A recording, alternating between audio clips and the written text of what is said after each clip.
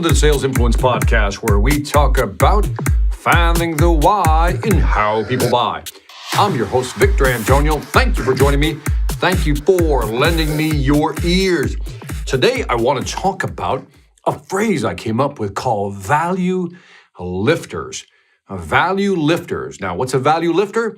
Quite obvious from the statement. It lifts the value of your product or service.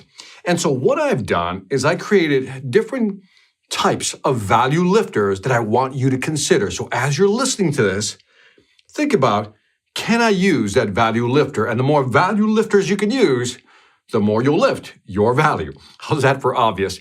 Let's go with the first one. Situation.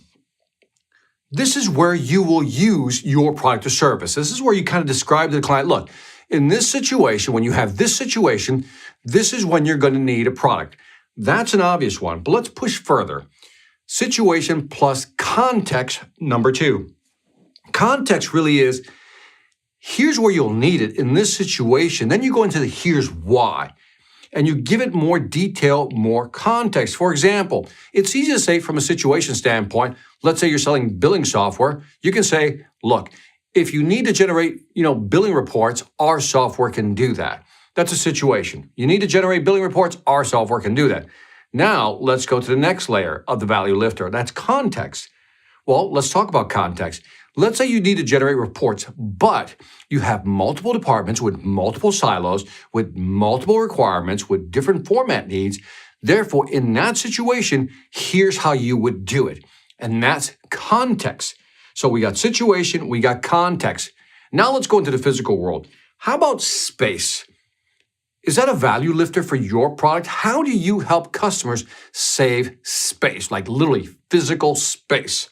So for example, let's say you're a chip manufacturer and you've discovered a new process for putting more transistors on an actual silicon chip, which means that you'll have more space to add more transistors, increasing the speed of that chip or processor, which means it can execute more actions per second, or in this case, probably microseconds, right? So that's a way of kind of adding space. Let's go to something more realistic that we can kind of relate to. Let's say you sell an integrated gym workout unit, right? It has everything integrated into a small little footprint. Well, that's going to actually save some space. Now think about that. You can push that and say, look, our products helps you save space. So you don't have to have a big space, or you don't have to rent out other space, or you can get rid of all these other equipment and then, again, have more space. And any way that you can help them do that to save more space, you translate that into saving money. Now, let's go to number 4, time. Can your product or service help them save time? Well, if we think of the chip manufacturer, because it's now processing more actions per microsecond, the processing time is faster, which means whatever workflow you have on your computer will be that much faster. So that's a time saver. Let's go back to our integrated gym system. Because everything's integrated, not a lot of settings, not a lot of moving pieces, you can actually create a faster workout flow, which means you'll be done faster, which means you'll have more time to kind of do whatever you do, and that saves you time and money. So far, 4 different value lifters: situation, context, spatial, and time or temporal. Now, how about this? Does your product help combine things? In other words, do you have a product or service that helps combine 2 or 3 different steps? For example, if you have a billing software, again, I use that just as a general placeholder. If you have a billing software that now not only does billing, but it also does the invoicing as well, that's 2 combined in 1. Now, if it does billing, invoicing, and also generates sales reports, that's even better. You get the idea?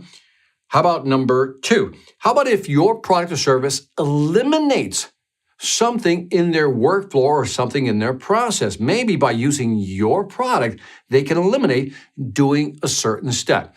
For example, typically with the billing software, you'd have to run 3 different reports. Well, now you've eliminated that with 1 button. You can now integrate all 3 reports. So that's a combination of combining and also eliminating. How about replacing? Does your product replace something the customer is currently using? So by replacing means your product helps them run faster, cheaper, whatever it may be. So can you replace something they're using with something that's more efficient? Now, that's a value lifter. Now, here's 3 real special value lifters. I always talk about these. I call this the value trinity. Can your product or service help them increase revenue? If so, how would you do that? Number 2, can your product or service help them reduce cost as part of the value trinity? And number 3, can you help with your product or service, help them expand their market share? So that's a lot of value lifters I've thrown in. Let me go through the list again. Does your product or service within a certain situation help them? Again, give your product or service some value there. And then get more detailed by adding context. In this situation, in this scenario, here's how this is going to help you. Number 3, space. How can you help them save space? Number 4, how can you help them save time? Number 5, how can you help them combine processes or things they need to do can do together? Or maybe you're going to help them eliminate a step in their actual workflow or process. Or number 7, your product or service will replace something they're currently using that's much better, more efficient, which ties back into time. Number 8, as part of the value trinity, how can your product or service increase revenue? Or number 9, reduce costs. Or number 10, help them expand market share. So now it's 10 ideas, value lifters that you can use to kind of bolster the value of your product. What's the point here? The end goal? If you can lift the value of your product or service, the perception of it, then you won't have to discount your price and you will not be commoditized like everybody else who doesn't know how to use value lifters. And that is it for this Sales Influence podcast. Love to get your feedback on this one. This one's critical. Leave me some feedback on iTunes, Stitcher, YouTube, Pandora, Spotify, or wherever you find me. Also, if you haven't checked out the Sales Velocity Academy, please do so. SalesVelocityAcademy.com. Over 500 courses, and what we've now done, it included fast classes. So if you don't have a lot of time, see, I'm saving you time, you can just listen to one of our fast classes. They're typically between 15 and 20 minutes, and you are done. So go to SalesVelocityAcademy.com and check it out. And lastly, I want to thank you for listening. This is Victor Antonio, always reminding you, selenate hard when you know how to lift value and you know how. Take care.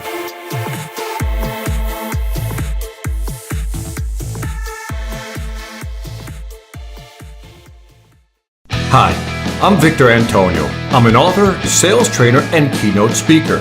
I'm often asked, what makes a great speaker? Is it someone who delivers real content that the audience can use? Is it someone who engages the audience so they're part of the learning experience? Or is it someone who can motivate an audience to push them beyond their comfort zone and discover new abilities? The answer is yes. But the most important thing to remember is that I'm not there to look good. I'm there to make my client look good. Simply put, it's never about me, and it's always about them.